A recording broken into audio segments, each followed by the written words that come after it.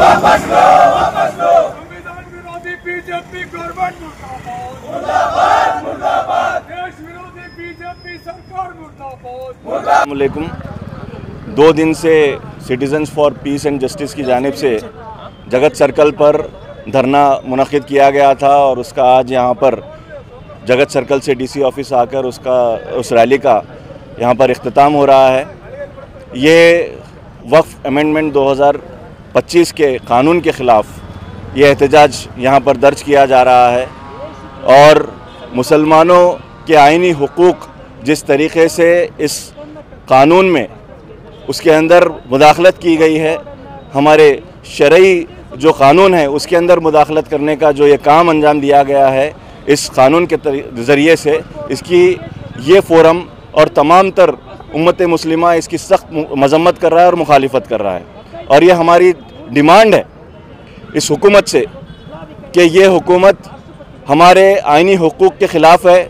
Article 14 में जो right to equality है उसके ख़िलाफ़ है, क्योंकि आप लोगों ने 2 ख़ास कर नाम लेकर ऐसा कानून में लिख दिया है कि 2 गैर मुस्लिम इसके अंदर शामिल रहेंगे। और उसके साथ साथ हमें जो इदारों को कायम करने का जो हुकूक है आर्टिकल 26 में, उसकी भी ये खिलाफ वर्जी करता है। ये इसी के बुनियाद पर और हमारी शरीयत में मुदाखलत की बुनियाद पर ये तमाम तर हिंदुस्तान में मुसलमान इसके ख़िलाफ़ आवाज़ उठा रहे हैं। मेरे तमाम तर गुलबर्गा के ही नहीं पूरे हिंदुस्तान के मुसलमानों से ये गुजारिश है कि ऐसे एहतजाज जो मुनज़्ज़म किए जा रहे हैं, चाहे वो छोटे हों या बड़े हों, उसकी एक ही मंशा और मकसद है कि इस कानून को वापस लिया जाए और हुकूमत के ख़िलाफ़ अपनी नाराज़गी का इजहार किया जाए।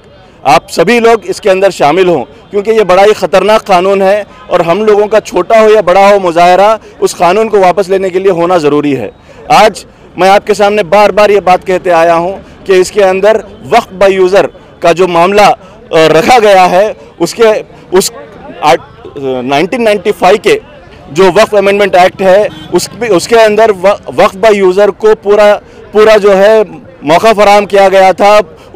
जैसे जैसे हम लोग इस्तेमाल करते हैं, जो भी औकाफ़ी जायदादें जिसका इस्तेमाल जिस बुनियाद पर होता है, चाहे वो मस्जिद हो चाहे वो मदरसा हो, उसको इस्तेमाल करने का पूरा हक हासिल था। लेकिन ये जो कानून कहता है कि अगर कोई भी 2025 से पहले कोई लिटिगेशन है उसके अंदर, यानी कि कोई जो है कानून के दायरे में रहकर वो कोर्ट में एतराज़ दर्ज करवाया है तो वो वक्फ बाय यूज़र नहीं रहेगा। ये बड़ा ही ख़तरनाक मामला उसके अंदर उन्होंने डाल दिया है। कई सारे हमारे आज मसाजिद हैं, कई सारे हमारे जो औकाफ़ी जायदादें हैं उसके ऊपर जो है हिंदुत्व तंजीमों की नज़र है और वो लोग वहाँ पर कोर्टों में जा चुके हैं। अब क्या उनके ऊपर सवाल उठता है कि क्या ये जो है वक्फ बाय यूज़र की बिना पर ये हमारे औकाफ़ी इदारे माने जाएंगे या नहीं माने जाएंगे। दूसरा जो बहुत बड़ा ख़तरा आज हमारे पर लाक है वो है हमारे तारीख़ी इमारतों का, जो हमारे तारीख़ी मसाजिद हैं उनके ऊपर जानबूझकर ये हुकूमत की है, क्योंकि संभल की मस्जिद का मामला चल रहा है, उसके ऊपर बहुत ज़्यादा सख्ती के साथ में यूपी हुकूमत वहाँ पर जो है परेशान करने का काम कर रही है। और उसी को मद्देनज़र रखते हुए ऐसा लगता है कि इसके अंदर एक क्लॉज डाला गया है। वो क्लॉज ये कहता है कि जितनी भी तारीख़ी इमारतें और औकाफ़ी जायदादें हैं, चाहे वो मस्जिद हो चाहे वो मदरसे हो, जो भी हैं, वो सारे के सारे आर्कियोलॉजिकल सर्वे ऑफ इंडिया के अंदर अगर वो दर्ज हैं तो अब वो औकाफ के अंदर दर्ज नहीं रहेंगे। मतलब ये है कि उनके ऊपर ख़तरे की घंटी मंडरा रही है। जैसे कि बीदर के अंदर मस्जिद को ताला लगा दिया गया है, कल के रोज़ ऐसा ना हो कि हमारी जो जामा मस्जिदें हैं उनके ऊपर ताला लगाने का काम ये हुकूमत करने की कोशिश करे। इसीलिए आप लोगों को सभी को ये कहना चाहता हूँ कि आप सभी लोग सड़कों पर उतरने का काम करें।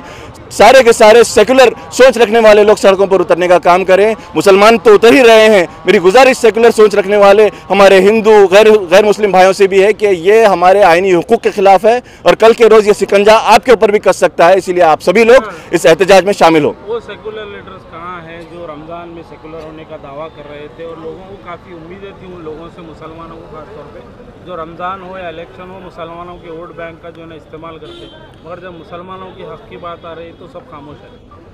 सेकुलर लीडर से मुराद शायद आपका जो है जो एनडीए में है उनके ताल्लुक़ से है, चाहे वो जेडीयू हो, चाहे वो जो है टीडीपी हो, चाहे वो छोटे छोटे और दीगर जो पार्टीज़ हैं, वो सारे के सारे जो लोग हैं वो सारे मुसलमानों के आइनी हुकूक के ऊपर हमला करने में मुलविस हैं।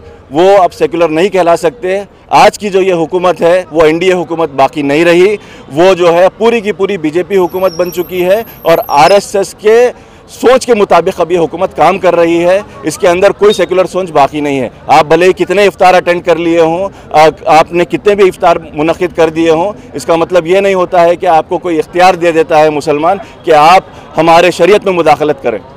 ये इन लोगों की बड़ी ही गफलत है कि वो सोच रहे हैं कि मुसलमान आज एहतजाज कर रहा है, कल के रोज़ ये भूल जाएगा। ये हमारा एहतजाज आज शुरू हुआ है, तो इंशाअल्लाह ये बिल वापस लेने तक, ये कानून वापस लेने तक हमारा एहतजाज जारी व सारी रहेगा। Forums for piece and justice ये जो वक्फ अमेंडमेंट बिल के ख़िलाफ़ एहतजाज किया है, इसमें सायों के मेंबरान शुमार हैं और हम इसके ख़िलाफ़ आवाज़ उठाते हैं।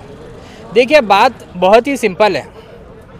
एक मस्जिद है तो मस्जिद का कैसा इस्तेमाल होगा, उसमें क्या किया जाएगा, उसकी देखभाल कैसी होगी, वो मुसलमान डिसाइड करेंगे। एक मंदिर है तो उसका कैसा इस्तेमाल किया जाएगा, उसका हिफाजत कैसी हो जाएगी, वो मैनेज करेंगे हिंदू लोग। एक चर्च है तो एक चर्च में जो भी होगा, जैसी इबादत की जाएगी या उसकी हिफाजत जैसी की जाएगी, वो मैनेज करेंगे वहाँ के प्रीस्ट लोग, वहाँ के पादरी करते हैं।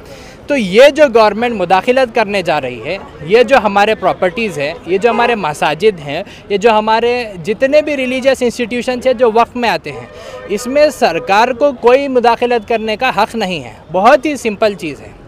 ये जो वक्फ का सिलसिला है, ये आज नहीं, कल नहीं, 100 साल नहीं, बल्कि 1400 साल से, जब से हमारे रसूल सल्लल्लाहु अलैहि वसल्लम ने इस्लाम लाया था, जब से ये सिलसिला चलते आ रहा है। और ये कोई नई चीज़ नहीं है, ये कोई एक देश को भी लिमिटेड नहीं है, ये हर देश में होती है। जहाँ पर मुसलमान होते हैं वो अपने रिलीजियस एंड सोशल कॉजेज़ के लिए ज़मीन डोनेट करते हैं। तो ये डोनेट वो जाहिर सी बात है कि वो ही मैनेज करेंगे और उनकी हिफाजत वो ही करेंगे। तो सरकार ये चीज़ को है ना ख़त्म करना चाहती है, मुदाखलत करना चाहती है और हम इसके ख़िलाफ़ आवाज़ उठाते हैं। हम इसके ख़िलाफ़ आवाज़ उठाते हैं, उठाते रहेंगे जब तक ये वापस होगा। हम इसके ख़िलाफ़ आवाज़ उठाते रहेंगे। मैं दावत देता हूँ जितने भी ऑर्गेनाइजेशंस हैं जिनको क़यामत के दिन जवाब देना है अल्लाह ताला के सामने कि वो क्या करे थे इन चीज़ को बचाने के लिए, वो इस चीज़ को सोच लें और सामने आए और इस वक़्त को बचाने के एहतजाज जहाँ पर भी हो रहा है वो करें।